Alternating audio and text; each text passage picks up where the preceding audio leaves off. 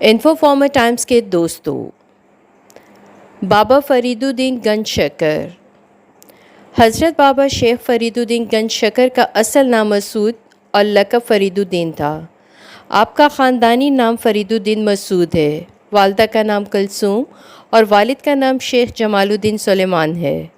بابا فرید 569 بمطابق 1173 میں ملتان کے ایک قصبہ کوہتاوال میں پیدا ہوئے۔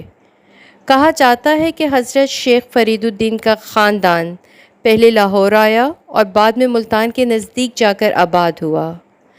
شیخ جمال الدین کے 3 بیٹے اور ایک بیٹی تھی۔ فرید الدین مسعود دوسرے بیٹے تھے۔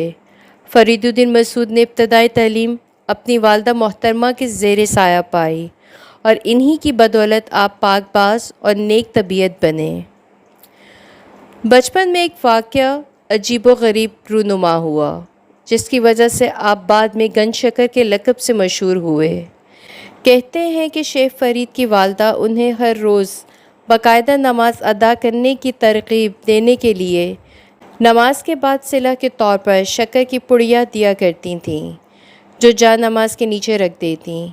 ایک دفعہ وہ شکر رکھنا بھول گئیں، لیکن اللہ کے فضل و کرم سے شکر وہاں موجود پائی گئی، جس کو رحمت الہی اور کرامات سمجھا گیا، جو شیخ فرید کی طہارت و پاکیزگی کی علامت سمجھی گئی۔ ایک دوسری روایت کے مطابق حضرت شیخ فرید نے طویل روزہ رکھنے کے بعد جب روزہ افطار کرنا چاہا تو کوئی اور چیز نہ ملنے پر انہوں نے چند ایک کنکر اپنے منہ میں رکھ لیے۔ اللہ کی برکت یوں ہوئی کہ وہ کنکر شکر کے ڈھیلے بن گئے۔ اس سلسلے میں ایسے اور بھی کئی واقعات بیان کیے جاتے ہیں، جن کی وجہ سے گنج شکر استعارتاً ان کے نام سے منسوب ہونے لگا، جو کہ ان کی شیریں کلامی اور نیک طبع کا آئینہ دار تھا۔ گھر میں ابتدائی تعلیم حاصل کرنے کے بعد حضرت شیخ فرید اعلیٰ تعلیم کے لیے ملتان چلے گئے، جو کہ ان دنوں اسلامی علوم و فنون کا مشہور مرکز تھا، اور جہاں بغداد و ایران کے علماء و فضلاء آ کر تعلیم و تدریس میں مصروف ہوتے تھے۔ ملتان میں ہی آپ کے خالہ زاد بھائی شیخ بہاؤالدین سہروردی کا مسکن تھا، اس لیے وہاں آپ نے تحصیل علوم و عبادت سر انجام دی۔ یہیں آپ کو اپنے روحانی اور دینوی مرشد اور استاد خواجہ قطب الدین بختیار کاکی سے ملاقات کا اعزاز حاصل ہوا، جن سے آپ نے علم و ہنر کا روحانی استفادہ کیا۔ وہ شیخ فرید کے اشتیاق حصول، تصوف اور ذہانت کامل سے بہت متاثر ہوئے اور انہیں اپنے سایہ عاطفت میں لے لیا۔ ان کی خدمت و نظر سعادت کا اتنا اثر ہوا کہ بابا فرید حضرت خواجہ قطب الدین کے ہمراہ دہلی روانہ ہو گئے۔ اس وقت دہلی میں ترک سلطان التمشکی حکومت تھی۔ دہلی میں خواجہ قطب الدین کو اپنے معلم و مرشد خواجہ معین الدین چشتی کی پھر صحبت و شفقت نصیب ہوئی، جن سے وہ وسط ایشیا کے دوران سفر جدا ہو گئے تھے، اور یہ دونوں صوفی بزرگ سلسلہ چشتیہ سے تعلق رکھتے تھے۔ سلسلہ چشتیہ کی روایات کے مطابق شیخ فرید نے اپنے مرشد اعلیٰ سے استدعا کی کہ انہیں چلہ میں بیٹھنے کی اجازت بخشیں تاکہ رخ پاک و صاف ہو سکے۔